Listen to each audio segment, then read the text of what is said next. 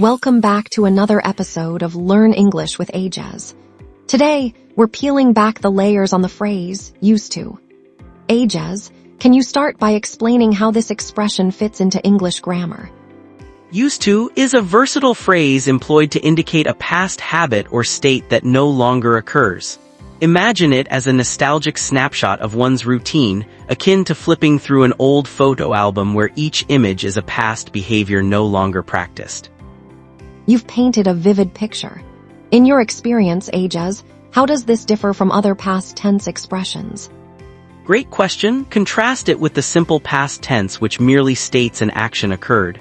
Used to provides context and consistency over a period. Much like saying I jogged every day after work, it invokes an implied in those days. However, used to can't capture singular, isolated moments. That's intriguing. But what about counterarguments, like claims of redundancy since past tense verbs can often suffice? How would you counter that, Aijaz? While it's true simple past verbs offer clarity, used to enriches narratives with frequency. The recurring nature of the action adds depth, similar to the way an artist uses brush strokes to convey texture in a painting. This detailed backdrop is invaluable to speakers emphasizing past routines. Let's shift gears to pronunciation. Many learners struggle with used to, especially blending it in speech. Any insights, Aijaz? Absolutely. The challenge often lies in the blending of the d and the t sounds, causing used to sound more like used to. Think of it as two dancers synchronizing their steps to avoid stepping on each other's toes. Seamless transitions are key. Could technology aid in overcoming these pronunciation hurdles? Indeed, digital tools like speech correction apps now offer real-time feedback, helping learners monitor their pronunciation. Hypothetically, just as GPS reroutes drivers, these apps could correct speaking paths for clarity and fluency, making language barriers less daunting. What might critics say? That could challenge the reliance on such technology. Critics might argue this fosters dependency on technology, overshadowing human intuition. However, I'd argue it's comparable to an athlete using analytics to enhance performance, striking a balance between natural skill and supportive tech. Moving forward, used to often crops up in cultural narratives and idioms. What cultural nuances should learners be aware of, Aijaz?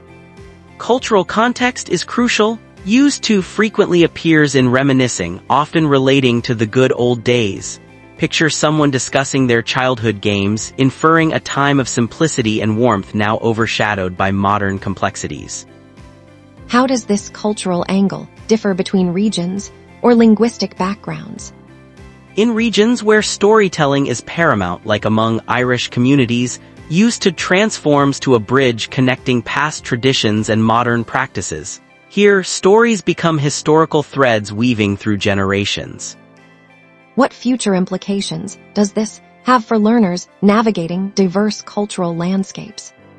Understanding such cultural depths enhances empathy and communication. As global interactions rise, languages will continue incorporating cultural subsets, enriching conversations much like layers of a palimpsest, revealing complexity beneath. Let's look to the future. How might the usage of used to evolve in a rapidly changing linguistic landscape? Could this lead to simplification or standardization in language education? Possibly. With text-based communication dominating, grammatical structures might condense for brevity. However, the rich detail used to provides could remain valuable for its narrative power, much like a timeless novel amid magazine articles. While some might find language loses color, others may appreciate the streamlined efficiency. The key is ensuring educational frameworks adapt, marrying tradition with innovation, ensuring linguistic heritage isn't lost amid progress. That's all for today's lesson. Thanks for watching. Don't forget to like, share, and subscribe for more English learning tips. See you in the next episode.